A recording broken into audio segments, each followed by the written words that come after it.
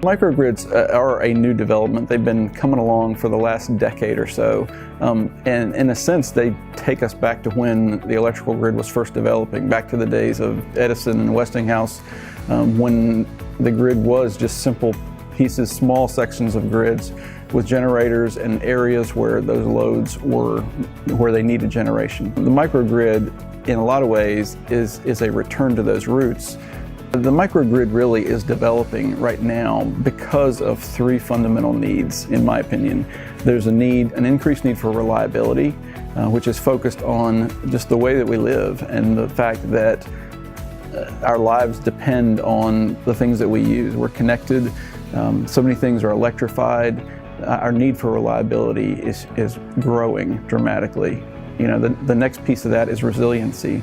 As the world changes, we see more outages, we see more storms, we see more man-made events that tend to interrupt our service to electricity. And so there's a greater need for our ability to quickly respond to those events and keep us in service.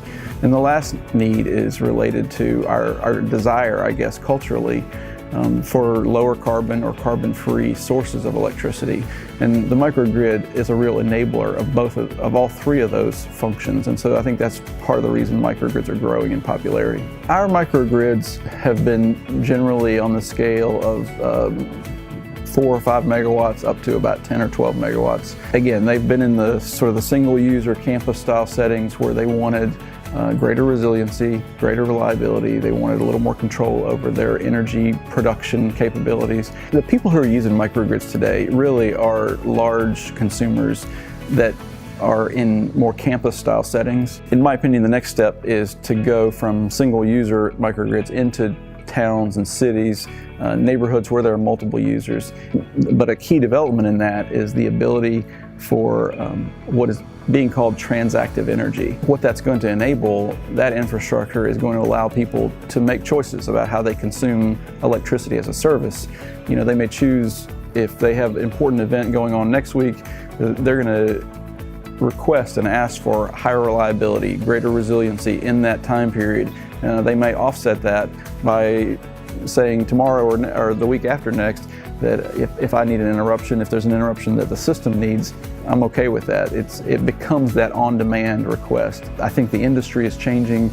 I think microgrids are a great enabler of that change. And as I like to tell people, it's an exciting time to be a power systems engineer because it's fun to be a part of this change and this growth that is happening in the industry and how it serves our nation, our culture.